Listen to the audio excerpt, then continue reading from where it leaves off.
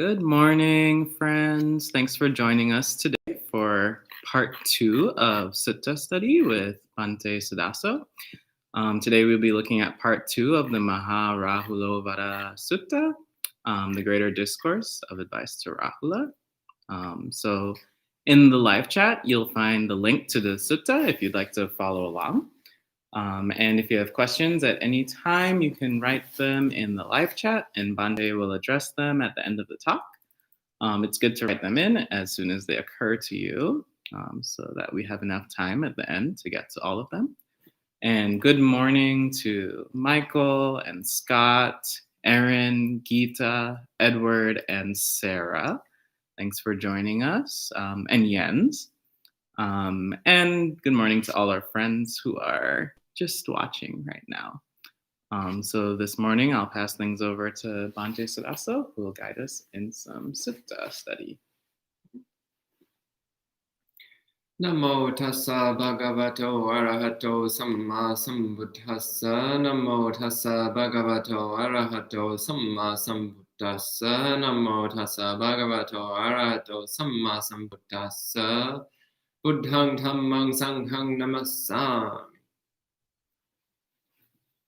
Good morning, friends. So we'll continue going through the Rāhula Sutta, so Majjhima Nikaya number 62. So hopefully today we'll get through all of it. We had left off yesterday with Buddha giving the instructions on 5 elements. And he had just gotten through practicing the meditation on peacefulness of space, the peacefulness of the space element. Next, the Buddha continues with giving some more meditation practices. So you'll note here that, again, this seems to be a list of several different distinct meditation exercises, each of which has a name. So the next one is, he says, Rāhula, practice loving-kindness meditation. Rāhula, when you practice loving-kindness meditation, hostility will be abandoned. So notice again that this is in the same format as the previous ones. So practice loving-kindness meditation. So practice the meditation that is called loving-kindness. That's called metta. So this is in the same format as the previous 5 on peacefulness of earth, peacefulness of water, peacefulness of heat, peacefulness of wind, and peacefulness of space. So some other translators have translated those in ways like practice meditation that is as peaceful as space, or meditate like space, or meditate in a way similar to space. So those ways of translating the peacefulness of the 5 elements, those meditation practices, doesn't quite fit with the context of the rest of the sutta here, the rest of this list of meditations. So the Buddha says practice loving-kindness meditation, practice compassion meditation, and so on. So then it should also be practice peacefulness of earth meditation, peacefulness of water meditation, or practice earth peace meditation, practice water peace meditation. So this next list that we're going through, so practice loving-kindness meditation. Rāhula, when you practice loving-kindness meditation, hostility will be abandoned. Practice compassion meditation. Rāhula, when you practice compassion meditation, cruelty will be abandoned. Practice rejoicing meditation. Rāhula, when you practice rejoicing meditation, discontent will be abandoned.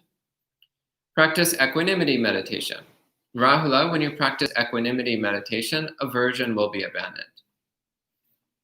So these are the 4 Brahmaviharas, what's commonly translated as the 4 divine mind states, the 4 heavenly mind states, the 4 divine abodes. It gets translated in various ways. So it's ways of directing the mind, which gives one a heavenly experience here and now, and also which helps to clear away a number of the coarse defilements of mind. And all of these coarse defilements are related in some way to negativity, to aversion, to the dosa side of the mind, the anger, hostility, hatred, resistance, disliking side of the mind. So first off, the first one, metta, which is commonly translated loving kindness, and that's what most people know it by. However, the word metta comes from the word mitta, which means friend. So you'll also commonly see this translated as friendliness or as loving friendliness, which brings out a slightly different connotation to the word.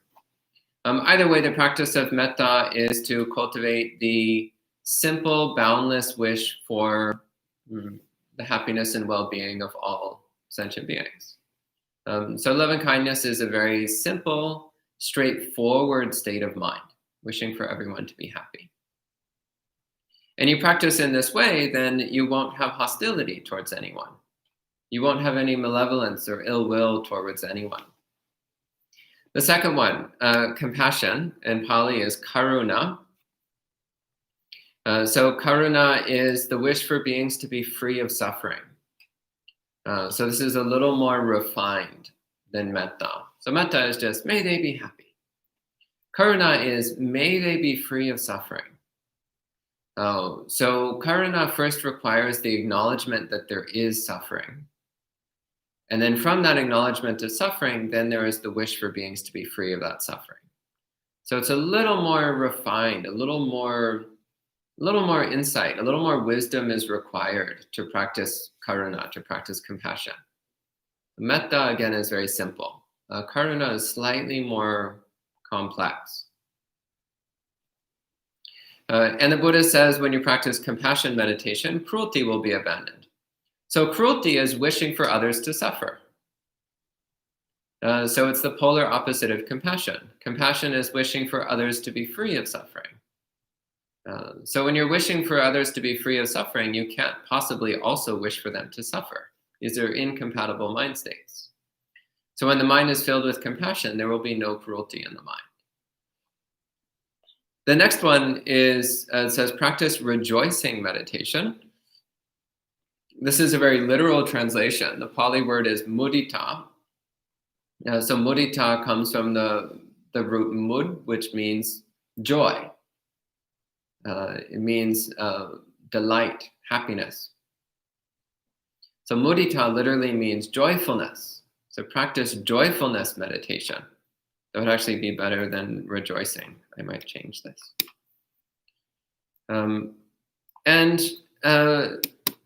Based on commentarial explanations, this has come to be translated as sympathetic joy or empathic joy, which then is specifically interpreted to mean joy in the good fortune of others.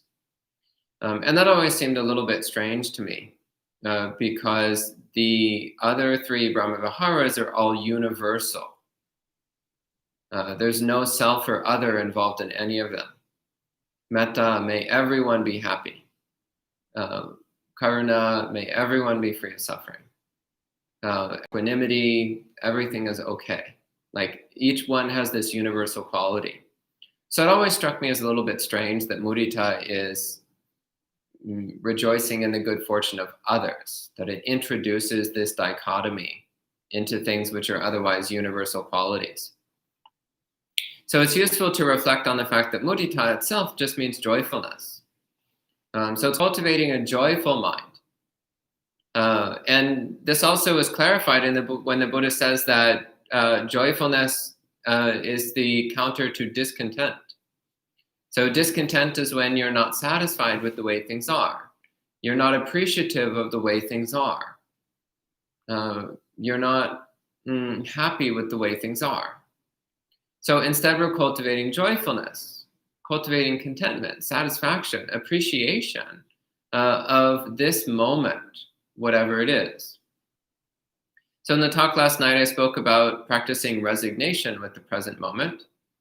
Well, let's go one step farther and practice joyfulness with the present moment. Appreciation of the present moment. And then the mind will be free of discontent. The next one that's mentioned is equanimity, which in Pali is upekkha.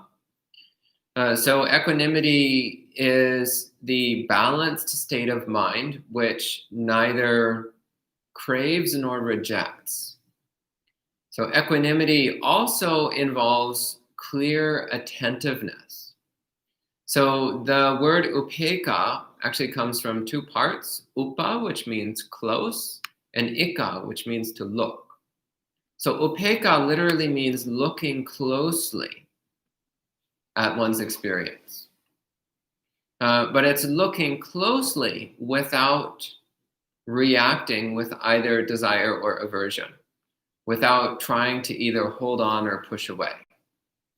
So equanimity is this, the fascination of a scientist who's studying something and just wanting to know it, not saying I like this or I don't like this. I think of this like a scientist looking through a microscope, looking at a slide. They're not thinking like, oh, disgusting bacteria. But they're also not thinking like, ooh, wow, bacteria. They're just like, oh, let's look closely at this. See it just for what it is. So this is upekkha. It's seeing things as they are, looking closely at things as they are, without falling into any kind of emotional reactivity of either attaching or rejecting. So that's the four Brahmaviharas. Next, the Buddha introduces a couple other kind of miscellaneous meditations for helping to control defilements. He says, Rāhula, practice non-beauty meditation. Rāhula, when you practice non-beauty meditation, lust will be abandoned. So non-beauty meditation, in Pali, that's asubha. So subha means beauty or attractiveness. So asubha means non-beauty, non-attractiveness. So that doesn't mean ugliness. It does not mean repulsiveness. It does not mean disgustingness. It just means not beautiful, not attractive, not appealing. So often people misunderstand asubha meditation and think that asubha meditation means that you need to hate things and be disgusted by things. That's not the case, because that would just be cultivating aversion. It'd be cultivating hatred. It'd be cultivating repulsion. It'd be cultivating negativity. That's not the state of mind of a Buddha. A Buddha doesn't look at the world and say, oh, I hate these disgusting bodies. No, a Buddha looks at the world and he sees some chunks of meat and he doesn't perceive them as either beautiful or ugly. He just sees them as chunks of meat. So that's asubha meditation. Asubha meditation is seeing things as neither beautiful nor ugly. So you look at a body and you just see a chunk of meat. You look at food and you just see some rotting plants. Like there's nothing inherently beautiful about it, but there's also nothing inherently ugly. It just is what it is. So I was speaking with my preceptor Ajahn Pasano about this years ago. And he put it quite simply. He said, asubha meditation is to give you a cool, calm, clear understanding of things as they are. So lust is not cool, calm, clear. Hatred is also not cool, calm, and clear. So asubha is not about hating things. It's about having a calm, cool, clear perception of things. So it's commonly spoken of as a way of remedying lust, because lust is an imbalanced state of mind in which we're fixating on the apparent beauty, attractiveness, and appealing aspect of something. So we counter that by paying attention to the non-beauty of things, cultivating an awareness of the non-beauty of things. So breaking the perception of beauty. But this does not mean cultivating a perception of ugliness. It does not mean cultivating a perception of repulsiveness. The next one the Buddha introduces, he says, Rāhula, practice recognition of impermanence meditation. Rāhula, when you practice recognition of impermanence meditation, the conceit of self-existence will be abandoned. So recognition of impermanence in Pali is anicca sanya. So anicca means impermanent, not fixed, not stable, not solid, not substantial. And sanya means to identify or to recognize, to be aware of, to perceive. So anicca sanya is recognizing the impermanent, unstable, insubstantial nature of whatever it is one is aware of, whatever one sees, whatever one feels, whatever one perceives. And this is one of the most commonly spoken about forms of insight meditation in the suttas. The Buddha, most commonly, he speaks about either the perception of impermanence, so anicca sanya, recognizing the impermanent nature of all things, or he speaks about anatta sanya, recognizing the impersonal nature of all things. And actually, these two meditation practices are inseparable. If you practice one, you get the other. They come together as a pair. They're linked, they're conjoined. So although there are two different ways of directing the mind, they get the same end result. As can be seen here, he says, by practicing recognition of impermanence, the conceit of self-existence will be abandoned. So here he's saying, if you just recognize that everything is impermanent and insubstantial, then you will also recognize that everything you think of as me is impermanent and insubstantial, and therefore is not me. Therefore, the belief in self-existence will melt away. It will disappear. It has nowhere to stick, nothing to latch onto. And then finally, he answers Rāhula's question about mindfulness of breathing with the last section here. He says, Rāhula, practice mindfulness of breathing meditation. That's anapanasati, mindfulness of breathing. Rāhula, when mindfulness of breathing is practiced and cultivated, it is of great fruit and great benefit. Rāhula, how is mindfulness of breathing practiced and cultivated, such that it is of great fruit and great benefit? Rāhula, a monk goes to the wilderness or to the base of a tree or to an empty building, sits down, crosses his legs, straightens his posture, and establishes mindfulness as primary. He inhales mindfully and exhales mindfully. So what the Buddha is about to go into next is the 16-step mindfulness of breathing meditation, which we see in many suttas throughout the Pali Canon. So this is a very important sequence to be aware of if you're interested in mindfulness of breathing, because it gives a complete practice which leads all the way from the beginning of establishing awareness through the cultivation of samadhi and into the development of liberating insight. So the 16-step mindfulness of breathing is meant to be a complete meditation practice which incorporates all the necessary elements of a meditation strategy which will lead to enlightenment. So mindfulness of breathing then is not just being aware of your breathing. Normally when I talk about the 16-step mindfulness of breathing, I use the Aritta Sutta. And one reason I like to use the Aritta Sutta is because it actually starts off with the Buddha asking the monks, how do you practice mindfulness of breathing? And one of them says, well, I breathe in mindfully and I breathe out mindfully. And the Buddha's like, okay, that is technically mindfulness of breathing. That's true, but that's not how I teach mindfulness of breathing. And then he goes on to give the 16th step, mindfulness of breathing. And this is very relevant because actually you ask most meditators, how do you practice mindfulness of breathing? And they'll answer a bit like Venerable Aritta answered. They'll say, well, I breathe in mindfully and I breathe out mindfully. And it's like, okay, that's a start, but the Buddha gave a somewhat more complete and thorough approach. Just breathing in and out mindfully is not going to lead to enlightenment. Breathing in and out mindfully is not necessarily even going to lead to samadhi. breathing in and out mindfully, it's not a waste of time. It's a starting point, but it is not a complete path. It's not a complete meditation strategy. It's just a tactic which you might use at the very beginning. So here the Buddha goes through his complete meditation strategy for using breathing as a basis for cultivating the whole path of meditation practice. First, just a few minor points at the beginning here. He says a monk goes to the wilderness or to the base of a tree or to an empty building. In other words, he's emphasizing going to a peaceful place where you're not likely to be bothered or distracted.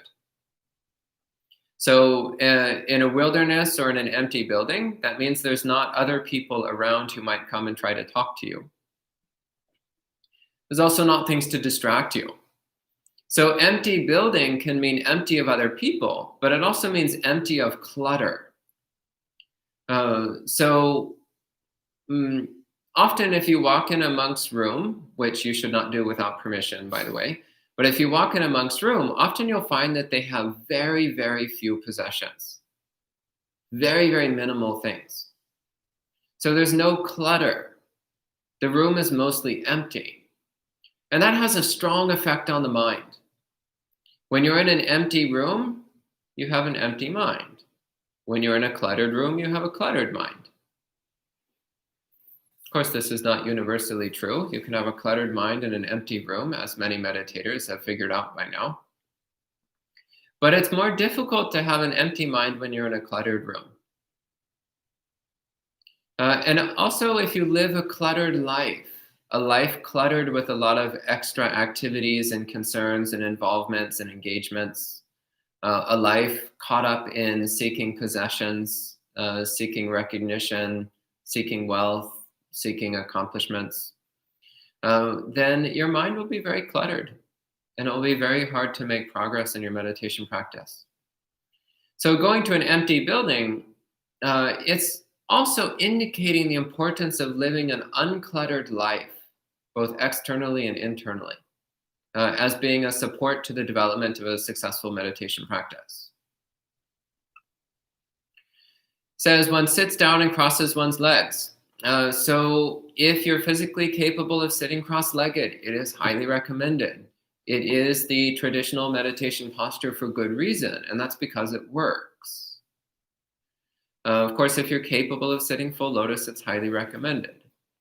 If you're not capable of sitting full lotus, then do some stretching. Do some stretching every day, and in a couple of years, maybe you will be able to sit full lotus. Otherwise, you can use an easier cross-legged position, as long as it's stable and not too uncomfortable. It doesn't really matter. And if you're not capable of sitting cross-legged, then you use another position. Use a kneeling position, or you sit on a chair, or you stand. Standing meditation is actually quite powerful. There's also walking meditation, but walking meditation is not usually recommended for mindfulness of breathing. It's fairly difficult to have an effective breathing meditation while walking, but some people have success with it. So it is an option, but it's not the first option. So I'll go ahead and go through the 16 steps. The Buddha says, when inhaling a long breath, one understands, I am inhaling a long breath. When exhaling a long breath, one understands, I am exhaling a long breath. When inhaling a short breath, one understands, I am inhaling a short breath. When exhaling a short breath, one understands, I am exhaling a short breath. So these two steps are about being aware of one's breathing. So not controlling the breathing, but just knowing. Is my breathing long or short? Is it deep or shallow? Is it fast or slow? So just being fully aware of one's breath in detail. This is not thinking, like you're not thinking to yourself, oh, this is a long breath. You're just aware. You're aware of the characteristics and qualities and details of the breath. You'll also note that the Buddha doesn't say that you should try to force yourself to have long, slow, deep breaths. Or that you should force yourself to have short, fast, shallow breaths. So in yogic breathing, you'll find examples of both of these. You'll find breathing exercises which are forcing your body to have very long, slow, deep breaths. And you'll also find breathing exercises which involve very short, rapid, shallow breathing. In Buddhism, we don't do either one, except in some forms of Tibetan Buddhism. They have some fancy breathing exercises that they do. But in most forms of Buddhist meditation, we don't control the breathing. We just let it be whatever it is, and we cultivate awareness of it just as it is. Next, he says, one trains in this way. I will experience my entire body while inhaling. One trains in this way. I will experience my entire body while exhaling. This is the third step, which is to train oneself to be aware of one's entire body while breathing. So that's literally what it says in the sutta. So I take that at face value, that the Buddha actually does mean to experience your whole body, this whole chunk of meat right here, to feel the whole body as you breathe in and out. And I found that to be remarkably effective, remarkably powerful as a way of grounding one's attention in the body, as a way of grounding one's attention here in the present moment with this physical experience, as a way of cultivating sharpness and precision of awareness, as well as for laying the foundations for the arising of samadhi. So the commentary says that I will experience my entire body while breathing. The commentary says that that means I will experience the whole breathing. I'll experience all the breath sensations. That strikes me as pretty ridiculous because that's not what the Buddha said. The Buddha said, I will experience my entire body while breathing. He didn't say, I will experience the entire breath while breathing. If that was what he meant, he would have said that. Instead, he said, I will experience the entire body. So I take the Buddha at his word, as it meaning just exactly what it says. But even if you take it to mean the whole breath, well, keep in mind that the breath permeates the entire body. So if you want to be aware of the whole breath, then that also means being aware of the whole body. So you can't get around this one. So some people focus on one particular part of the breath process and ignore the rest of the body. That's not correct.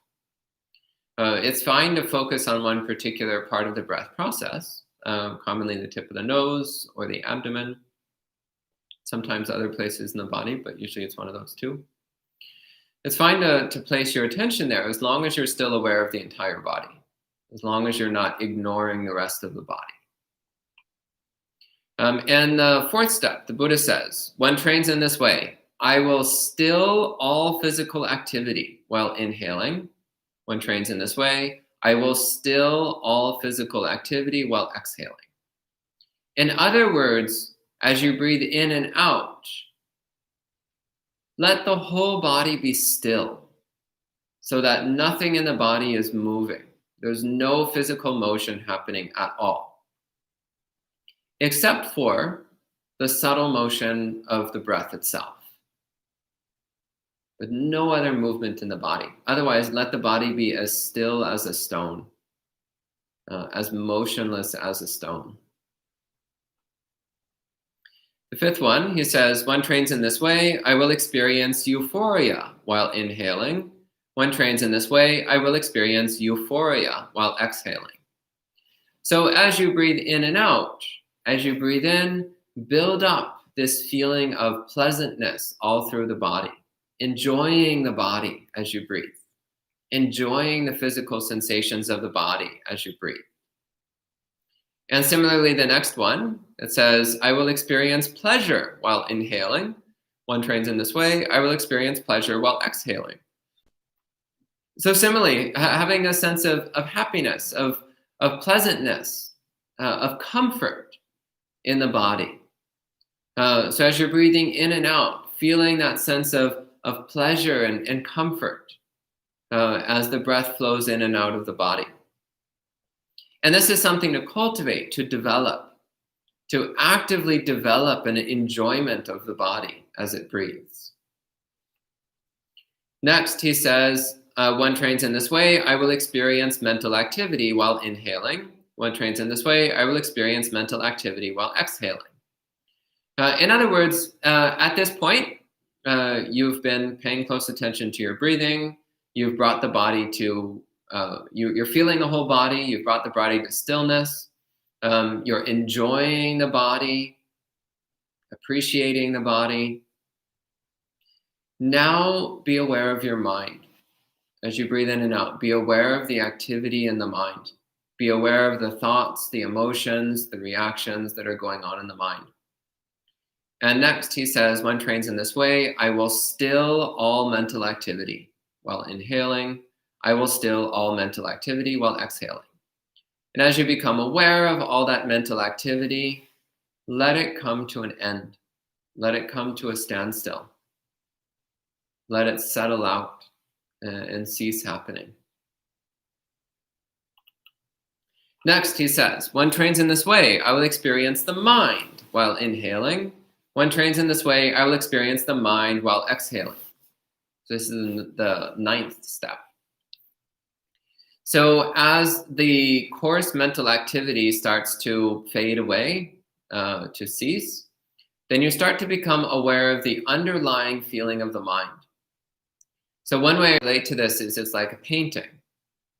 The paint is like mental activities. The canvas is the mind. So when he says, I would experience the mind while breathing, he's talking about being aware of that underlying mental surface, the fabric of the mind upon which objects appear. So getting a deeper sense of the raw condition of the mind, which is underneath mental objects and mental activities.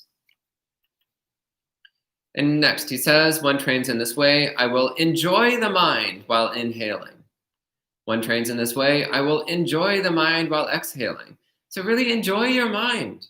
Just like earlier, you're enjoying your body. Well, enjoy the mind. Enjoy the experience of this mind right here. Having this experience of breathing with this body. So we have the ability to decide to enjoy whatever experience is going on. So make that choice. Choose to enjoy the mind that is breathing through this body. The mind that is aware of the breathing that's happening in this body. Next, he says, one trains in this way, I will unify the mind while inhaling. One trains in this way, I will unify the mind while exhaling. So in Pali, that samadaham, which is, for those who are familiar with Pali, is the same root as the word samadhi. So I will samadhi the mind while inhaling. I will samadhi the mind while exhaling. So that means, samadhi means collecting together, gathering together, unifying, stabilizing, collecting the mind so that it's not scattered or dispersed. It's not flailing around. It's not thrashing this way and that way. So unifying the mind while breathing. Next, he says, one trains in this way, I will liberate the mind while inhaling. One trains in this way, I will liberate the mind while exhaling. So since this is prior to enlightenment, this is not liberation in the sense of full liberation, complete liberation. So this is probably referring to liberating the mind from any residual hindrances, from any residual tendencies towards sensual desire or aversion, towards dullness or restlessness. So liberating the mind from any constraint, from any sense of limitation. And then he goes into the last 4, which are all ways of cultivating insight. So first he says, one trains in this way, I will observe impermanence while inhaling. One trains in this way, I will observe impermanence while exhaling. So as I was speaking about earlier with anicca sanya, so recognizing impermanence, similarly, this is anicca anupassi. So observing impermanence, observing the constant change in our experience, observing the insubstantial nature of our experience as we breathe. And the breath is particularly well suited for this because the breathing is so clearly constantly changing. It's so clearly insubstantial. Next, one trains in this way, I will observe dispassion while inhaling. One trains in this way, I will observe dispassion while exhaling. So dispassion is viraga. So viraga literally means without lust, free of passion. So dispassion is this, again, calm, cool, clear state of mind where one is not lusting after anything. One is not obsessed with anything. So recognizing that as one has been developing this mindfulness of breathing practice, and at this point we're up to step 14. So through these 14 steps that we've done so far, the mind has become increasingly dispassionate. The mind has become increasingly calm, cool, and clear. The lust and craving and obsession has faded away. And the mind has become increasingly characterized by dispassion. So noticing that dispassion, noticing that peaceful, serene dispassion, which has started to characterize the mind, and building it up, letting it become stronger, more pervasive, and noticing how enjoyable it is, noticing how pleasant it is. Some people, when they encounter the teachings on dispassion, they get kind of irritated or disgusted. They're like, oh, but passion is what brings flavor and joy to life. Well, look more closely. Actually, passion brings agitation and discomfort to life. Dispassion, on the other hand, look at it.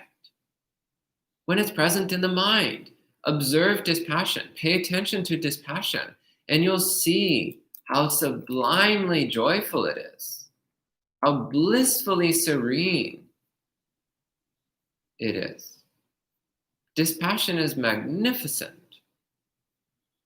far more magnificent than passion.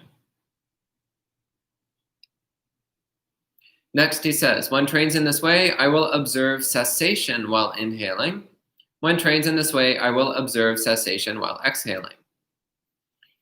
So, for me, what this calls to mind is the instructions in the Mahasatipatthana Sutta, where the Buddha says one should observe arising and one should observe cessation. So in each moment, to see how things seem to come into being and then seem to cease to exist. So similarly, while we're observing the breathing, notice cessation. Notice that every moment, sensations come to an end. Every moment, experiences come to an end. Every moment, every single thing present in the mind comes to an end. Every moment, our entire mental world comes to an end. And then the next moment, another set of things appears. But normally we're so fixated on the things that we completely miss the cessation of things, which is why the Buddha emphasizes paying attention to cessation, because normally that's what we don't pay attention to. Normally we're quite fixated on the apparent existence of things, but we completely miss the non-existence. We're so focused on the coming into being that we completely miss the going out of being. So paying extra attention to cessation of experiences, cessation of sensations. And finally, he says, one trains in this way, I will observe relinquishment while inhaling. One trains in this way, I will observe relinquishment while exhaling. So in Pali, that's patinissagga, relinquishment, letting go, releasing. So each moment, a batch of sensations appears, and that batch of sensations disappears. So arising and ceasing. So that means that each moment we have to let go. We have to let go of whatever is present because it ceases. We have to relinquish the present moment experience because it ends to make space for the next moment. So actually, this is happening every single instant. Relinquishment happens every single instant. We just normally don't notice because we're so focused on trying to grasp at the next moment. So noticing relinquishment, noticing that every moment we let go of that moment. We don't have any other choice, by the way. You can try to hold on to a moment, but good luck. No one's ever been successful at this. So every moment we're releasing that moment. We're letting go of that moment, relinquishing it. So notice it. Notice that that's happening. Notice every single moment we let go of everything. And again, notice how peaceful that is. Notice how sublime that is. Notice how delicious that is. Notice how freeing that is. And then the mind becomes more and more accustomed to relinquishment, more and more appreciative of relinquishment. And this leads towards full awakening. Because full awakening is the relinquishment of all things. When one relinquishes all things, then one knows all things. This is Buddhist practice. So then the Buddha sums up. He says, Rāhula, when mindfulness of breathing is practiced and cultivated in this way, it is of great fruit and great benefit. Rāhula, when mindfulness of breathing has been practiced and cultivated in this way, then even one's final breaths will be known as they cease. They will not be unknown. In other words, if one practices in this way, then you won't miss any detail of experience. And even that which most of us fear so much, which is the ending of our life, even that we will face with clarity, with awareness, with serenity, with wisdom. So then the sutta ends. This is what the Blessed One said. Satisfied, Venerable Rāhula delighted in the Blessed One's speech. So that's the end of this discourse. At this time, if you have questions or comments, please go ahead and type them in and I'll answer as best I can. Thank you. So thanks for sharing words of Dhamma with us, Bhante. There's a couple questions and comments. First off, Michael wanted to thank you for sharing the insight into emptiness and the space element yesterday. He said perhaps later you can speak on the consciousness element when it comes up.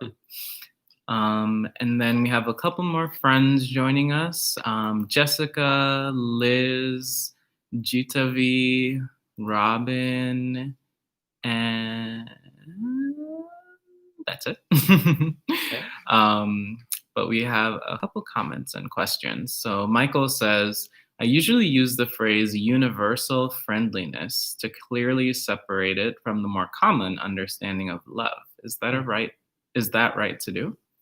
Yeah, that's a decent enough translation of metta. Yeah. Okay.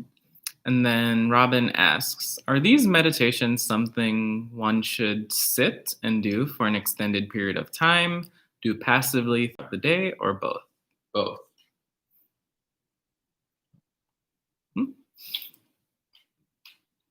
Thank you for the discussion of Asubha meditation yesterday. This is Jens, not yesterday, today.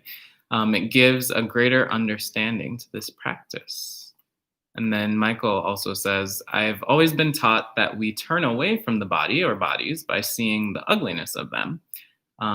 This understanding, the one you shared, makes much more sense and solves what for me has always been problematic.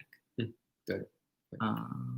Gita is thanking you for sharing this most valuable Dhamma teaching with all of us. And then a couple of people had asked you to go through the 16 steps of mindfulness of breathing, I think before realizing that it was in the sutta itself. Michael says, this is now my new favorite sutta. Cool. And Robin asks, how does one decide when to move from one of the steps of breath meditation to the next? So usually when you have a solid, stable experience of the previous step. So when you're well grounded in one step, then you naturally move on to the next one. But ultimately, it's something that you have to experience for yourself, experiment with. Sometimes you actually aren't really stable in one step, but if you start cultivating the next one, that will help to stabilize the current step. So you play with it. Play with it. This framework is something that's meant to be experimented with. It's meant to be applied. It's meant to be lived.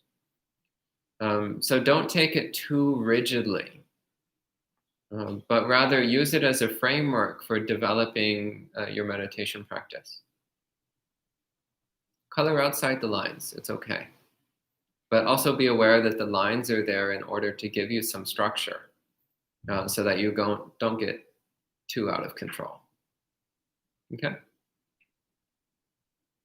Okay, and then Scott asks, could you please elaborate on the distinction between mental activity and the mind? Is it discursive thinking versus observation of the four mental aggregates or awareness? So discursive thinking would definitely fit under mental activity. That's chitta sankhara, mental activity. Discursive thought would fit under that.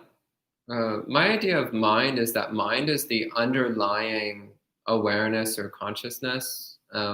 Mind is also the underlying, more subtle mind state. So the current condition of the mind, as opposed to the objects or activities in the mind. Again, coming back to the example of a painting, the canvas might be smooth or it might be rough. The canvas might be white or gray or blue or green. The canvas might be small or large. It might be thick or thin. So it's noticing the condition of the canvas itself upon which the images and paintings appear. So that's my understanding when he says, I will experience the mind. It's about becoming aware of the state or condition of the mind itself, rather than fixating on the objects and activities that move through the mind. Or like you look at the sky and you see the clouds floating through the sky. Well, that's all well and good, but what does the sky itself look like? Is it pale blue? Is it dark blue? Is it even blue? Maybe you look up at night and the sky's black or gray. The sky actually can be a whole lot of different things. But it's looking at the sky itself rather than at the clouds. Okay? Okay. And then Maitreya T asks, is there such a thing as lying meditation? Yeah, it's mentioned several times in the suttas. I assume you mean reclining rather than telling lies. It's mentioned many places in the suttas. However, it's usually not recommended because reclining meditation tends to lead towards dullness of mind, which is not useful at all. But sometimes it's a benefit, but very rarely. Very rarely. You're almost always better doing sitting, standing, and walking. Reclining meditation is rarely the right option. Okay. Okay. And that was the last question so far this morning. So thanks everyone for joining us for another sutta study. Tonight we have monk chat. So if you have any lingering questions or any questions on different topics related to Buddhism, please join us tonight at 7:30 for monk chat. And then if you're in the area, tomorrow we'll be doing alms round at West Orange Farmers Market and having meditation outdoors at 6 p.m. if there's no rain. And then next week, we'll be taking a break from live streams because we'll be doing an in-house silent retreat. So next week, Wednesday, Thursday, and Friday, we won't have any live streams. But we'll be back on the 9th, Wednesday the 9th, that week for live streams. So just keep checking the live stream schedule on YouTube for when our talk after the retreat will be scheduled. So again, thanks for joining us, and we can end with 3 sadhus. Sadhu, sadhu, sadhu. Thanks, everyone.